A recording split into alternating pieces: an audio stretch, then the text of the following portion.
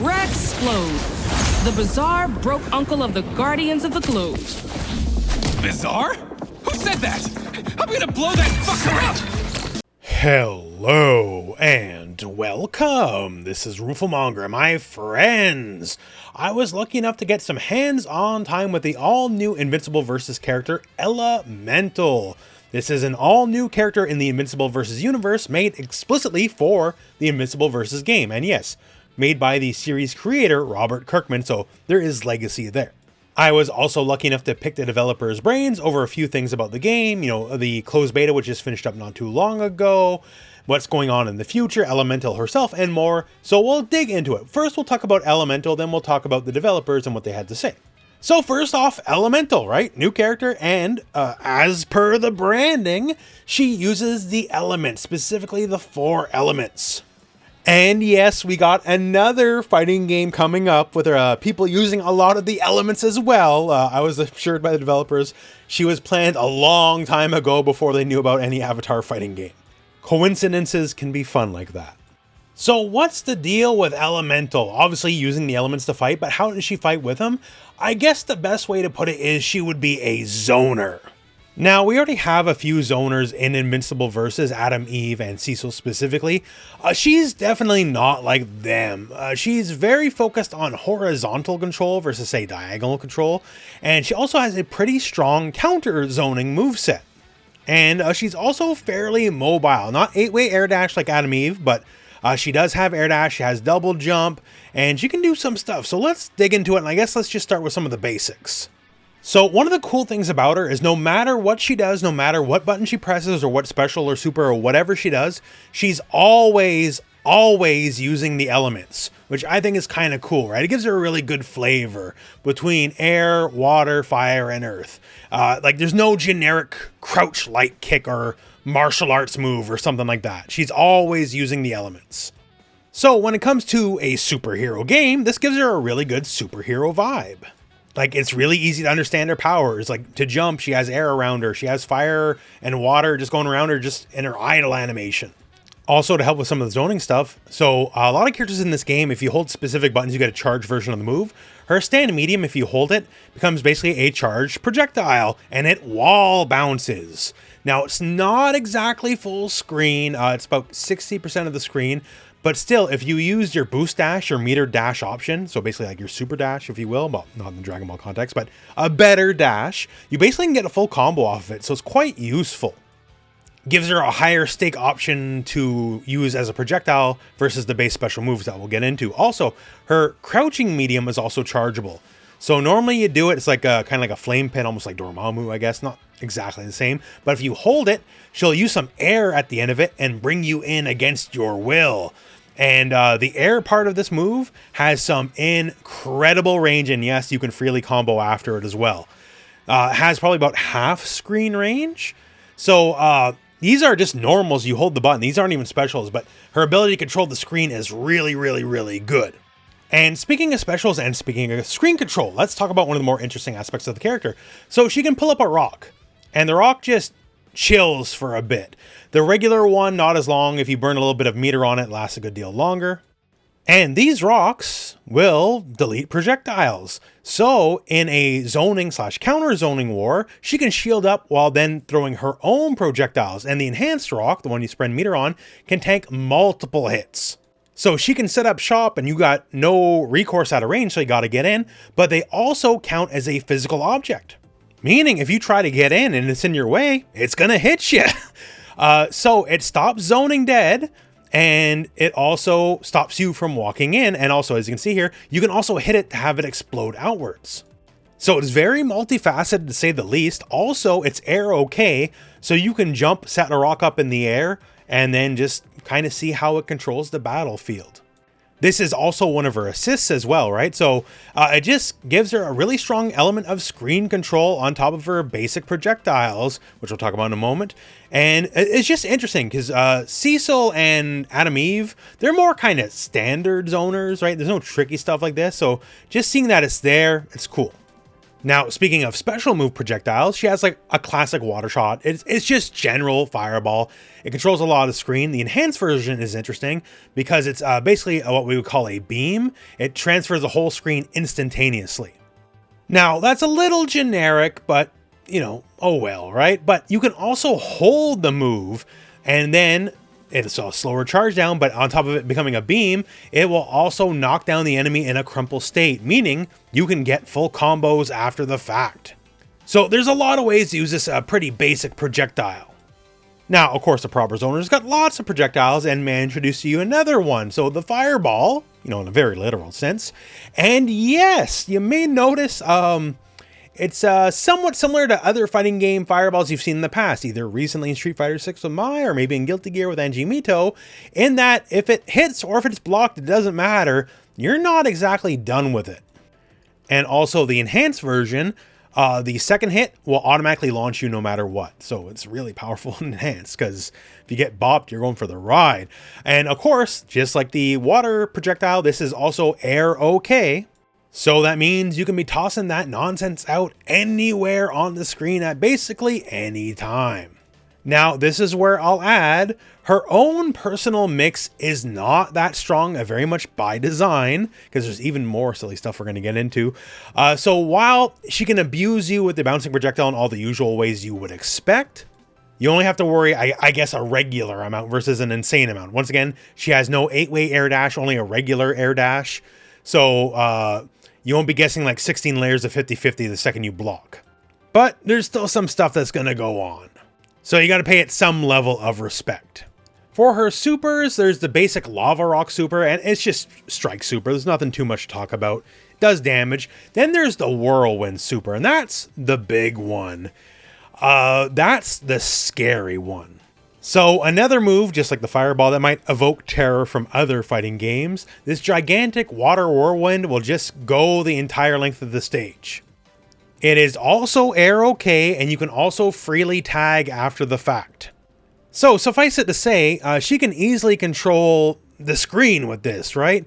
Again, her own personal mix isn't great, but given the angles she can control, she can just toss one of these out, tag out, and bring in the character who is good at mix. Thankfully, though, you're seeing it right here.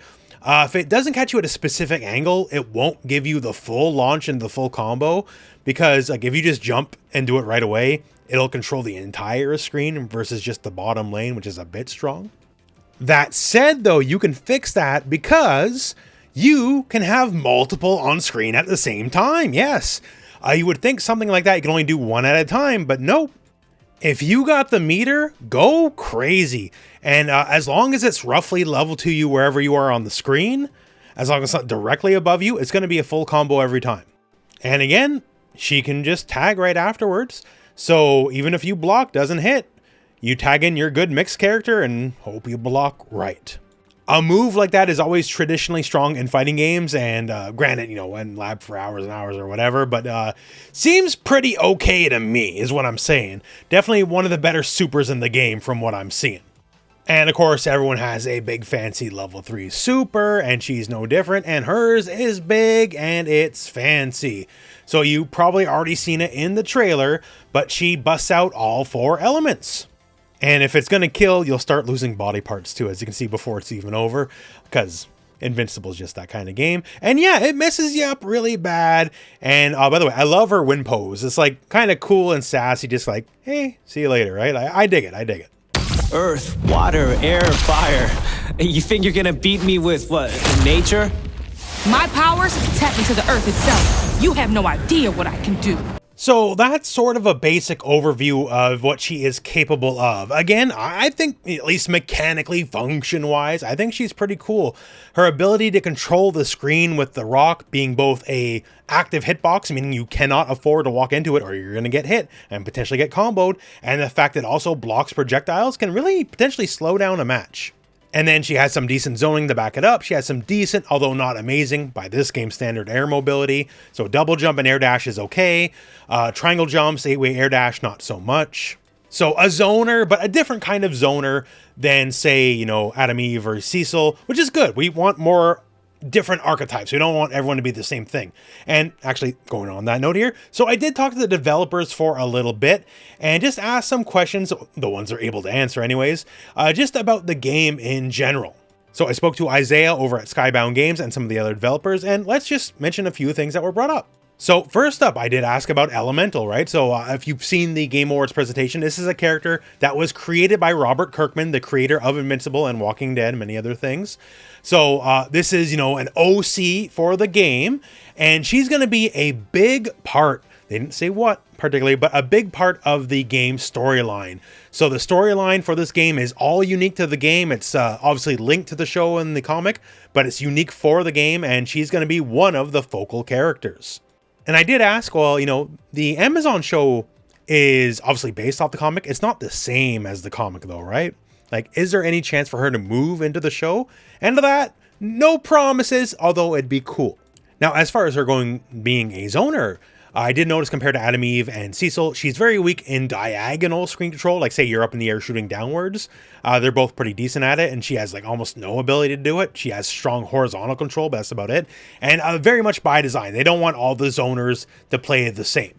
And on that note, and I love you guys for this, by the way, because I know a lot of you asked, right? This channel's very grappler friendly, and we all noticed in the beta, while Monster Girl and Battle Beast are big boys, you know, they have a lot of super armor, Monster Girl being a big girl, I guess, but there's no grapplers. And as far as archetypes go, we have 18 characters at launch, so, you know, that's a good amount, especially for the modern day. People were thinking it was going to be a good amount less than that, actually. But while we have some all-rounders, we got some rushdown, we got some zoners and a new zoner and elemental, right? What about archetypes that aren't around? And no promises, no specifics, but in the 18 launch characters, they say, well, don't worry, there'll be more archetypes represented. Another thing, and we already could kind of guess the answer on this one already, but just to ask, right? So the official launch of the game is going to be April the 30th, which actually is not too long after Season 4 of Invincible comes out. That's coming out in March. And, you know, I did ask, is that intentional? And yes, obviously, it's pretty intentional getting that, you know, co-marketing, branding synergy going on. After you enjoy some Season 4 of Invincible, perhaps maybe try out the official video game.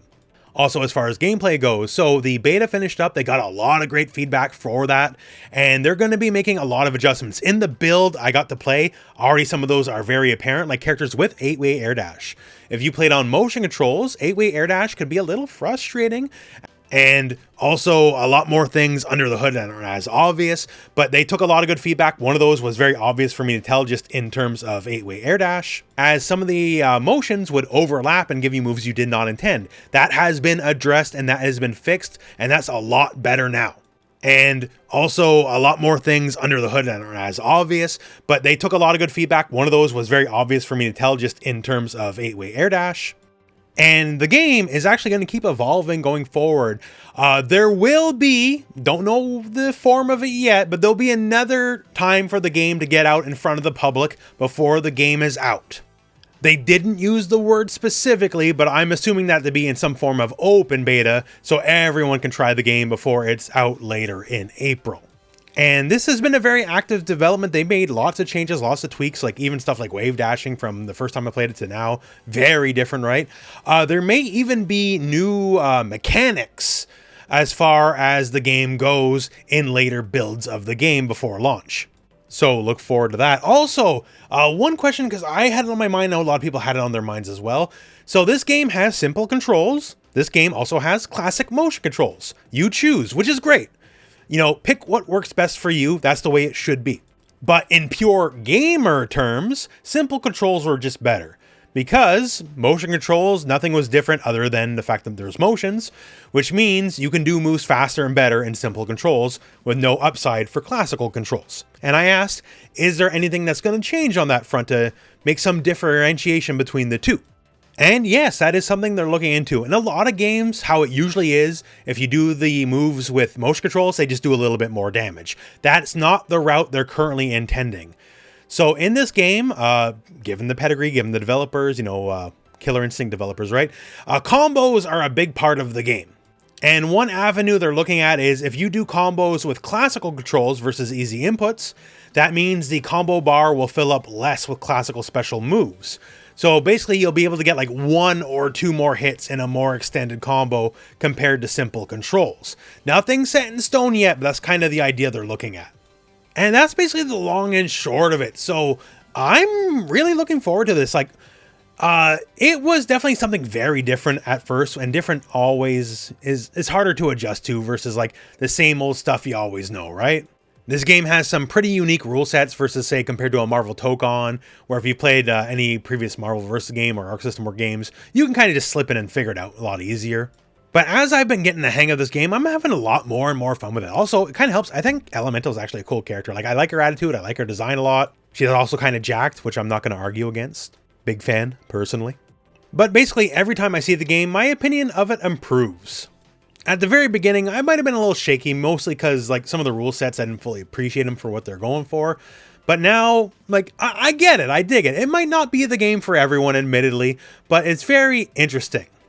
And given this upcoming year, 2XKO official launch, we have Marvel Tokon coming out, and this game, like, you know, sort of the year of the tag fighter, I think it's definitely doing enough to differentiate itself in some fun and unique ways. Also, to its credit, it's not a full price $60 game, right? Although there's a fancy edition if you want to toss them a couple extra bucks. Get that season pass and all that stuff, right? But that said, that's the trip report. So Elemental, cool character, looking forward to it. I'm very interested in seeing what the story ramifications are, given it's an all-new original story and she's a major character. It was implicitly told to me that she's a good guy, right? But maybe not all the way good guy. We'll see in time, I guess. That said, though, that is the end of the video. So thank you very much for watching. Hope this video has found you well, and go out and play some fighting games.